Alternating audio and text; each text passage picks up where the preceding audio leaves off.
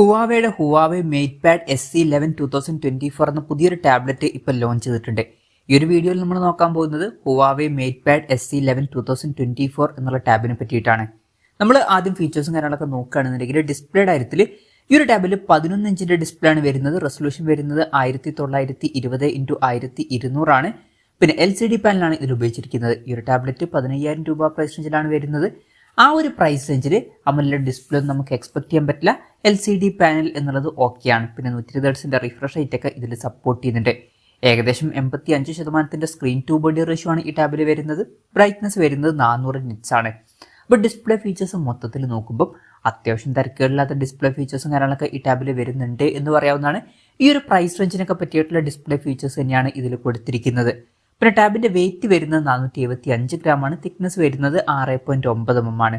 പിന്നെ മെറ്റലും യൂണി ബോഡിയും കാര്യങ്ങളൊക്കെ ഇതിൽ കൊടുത്തിട്ടുണ്ട്. ഈ ഒരു ടാബിൽ M Pen ലൈറ്റ് സ്റ്റൈലസിന്റെ സപ്പോർട്ടും കാര്യങ്ങളൊക്കെ വരുന്നുണ്ട്. അതായത് സ്റ്റൈലസ് പെന്ന് ഇതിൽ സപ്പോർട്ട് ചെയ്യും. പിന്നെ പ്രോസസറിന്റെ കാര്യം പറയുകയാണെന്നുണ്ടെങ്കിൽ സ്നാപ്ഡ്രാഗൺ 685 എന്നുള്ള പ്രോസസറാണ് ഈ ടാബിൽ വരുന്നത്. 15,000 രൂപ പ്രൈസ് റേഞ്ചിൽ ഇത് അത്ര മികച്ചൊരു പ്രോസസർ എന്നൊന്നും പറയാൻ പറ്റില്ല. പക്ഷേ ഇതൊരു ടാബ്ലറ്റ് ആണ്. ടാബ്ലറ്റ് കാര്യത്തിൽ ഈ ഒരു പ്രൈസ് റേഞ്ചിൽ തരക്കേടില്ലാത്തൊരു പ്രോസസർ എന്ന് പറയാവുന്നതാണ്. ബെസ്റ്റ് എന്ന് പറയാൻ പറ്റിയിട്ടില്ലെങ്കിലും. പിന്നെ 4G സപ്പോർട്ടൊന്നും ഇതിൽ വരുന്നില്ല. വൈഫൈ മാത്രം സപ്പോർട്ട് ചെയ്യുന്ന വെർഷനാണ് ഇപ്പോൾ ലോഞ്ച് ചെയ്തിരിക്കുന്നത്. പിന്നെ ബേസ് വേരിയന്റിൽ തന്നെ 8GB റാമും 128GB ഇന്റേണലും വരുന്നുണ്ട്. 8GB റാമും 256GB ഇന്റേണലുമായിട്ട് വരുന്ന ഒരു വെർഷനും വരുന്നുണ്ട്. പിന്നെ കോഡ് സ്റ്റീരിയോ സ്പീക്കേഴ്സും കാര്യങ്ങളൊക്കെ ഈ ടാബിൽ കൊടുത്തിട്ടുണ്ട്. നല്ലൊരു കാര്യം തന്നെയാണ്.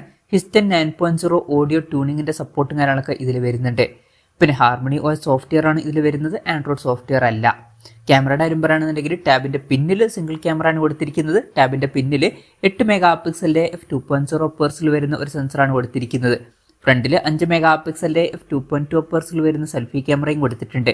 ഇത് ടാബാണ്, അതുകൊണ്ട് തന്നെ ക്യാമറ എന്നുള്ളത് ഭയങ്കര ഇമ്പോർട്ടൻ്റ് ആയിട്ടുള്ള ഫീച്ചർ ഒന്നുമില്ല. അപ്പം ഈ ഒരു ക്യാമറ ഫീച്ചേഴ്സ് ഒക്കെ മതി. അപ്പോൾ തിരക്കില്ലാത്തൊരു ക്യാമറ ഫീച്ചേഴ്സ് വരുന്നുണ്ട് എന്ന് പറയാവുന്നതാണ്. ടാബാണ് എന്നുള്ള കാര്യം കൺസിഡർ ചെയ്യുമ്പോൾ.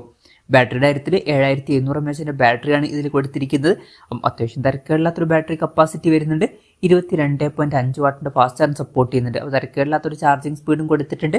പിന്നെ Type-C ചാർജിങ് പോർട്ടും ഇതിൽ വരുന്നുണ്ട്. അപ്പോൾ തിരക്കേടില്ലാത്തൊരു ബാറ്ററി സെറ്റപ്പ് വരുന്നുണ്ട് എന്ന് പറയാവുന്നതാണ്. അപ്പം ഇതൊക്കെയാണ് ഫീച്ചേഴ്സിനെ പറ്റി പറയാനുള്ള കാര്യങ്ങൾ.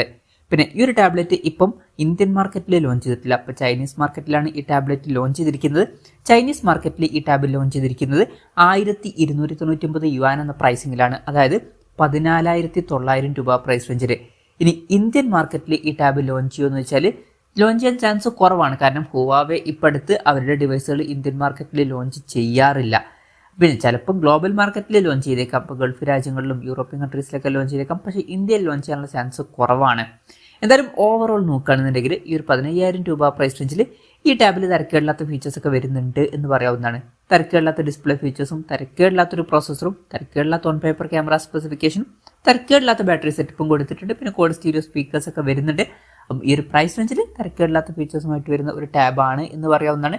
എന്തായാലും ഹുവാവേയുടെ ഹുവാവേ മേറ്റ്പാഡ് SC11 2024 എന്ന പുതിയൊരു ടാബ്ലറ്റ് ഇപ്പോൾ ലോഞ്ച് ചെയ്തിട്ടുണ്ട്. ഈ ഒരു ടാബിനെ പറ്റിയിട്ടുള്ള നിങ്ങളുടെ അഭിപ്രായം ജസ്റ്റ് ഒന്ന് കമൻറ്റ് ചെയ്യുക.